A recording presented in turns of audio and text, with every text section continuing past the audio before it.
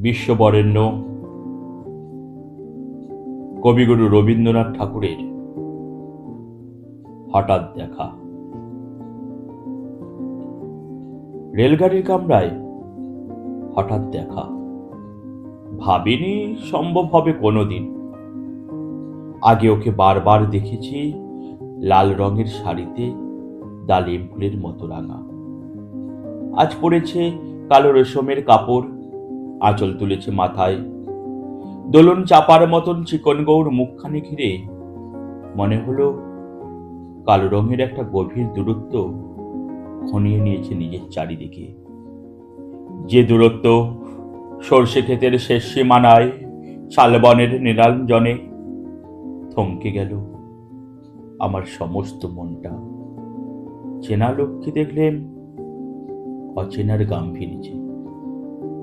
হঠাৎ খবরের কাগজ ফেলে দিয়ে আমাকে করলে নমস্কার। সমাজবিধির পথ গেল খুলে, আলাপ করলেন শুরু।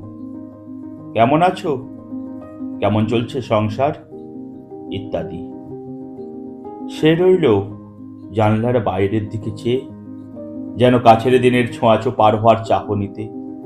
দিলে অত্যন্ত ছোট দুটো একটা জবাব, কোনোটা বা দিলেই না। বুঝিয়ে দিলে হাতের অস্থিরতায়, কেন এসব কথা, এর চেয়ে অনেক ভালো চুপ করে থাকা। আমি ছিলাম অন্য বেঞ্চিতে ওর সাথীদের সঙ্গে। এক সময় আঙুল নিয়ে জানালে কাছে আসতে, মনে হলো কম সাহস নয়। বসলুম ওর এক বেঞ্চিতে। গাড়ির আওয়াজের আড়ালে বললে মৃদু স্বরে, কিছু মনে করো না, সময় কোথা সময় নষ্ট করবার। আমাকে নামতে হবে পরের স্টেশনেই। দূরে যাবে তুমি, দেখা হবে না আর কোনো দিনই। তাই যে প্রশ্নটার জবাব এতকাল থেমে আছে শুনবো তোমার মুখে। সত্য করে বলবে তো? আমি বললেম, বলবো। বাইরের আকাশের দিকে তাকিয়ে শুধলো, আমাদের গেছে যেদিন একেবারেই কি গেছে, কিছুই কি নেই বাকি? একটুকু রইলেম চুপ করে। তারপর বললেম, রাতের সব তারাই আছে দিনের আলোর গভীরে। খটকা লাগলো, কি জানি বানিয়ে বললেম নাকি।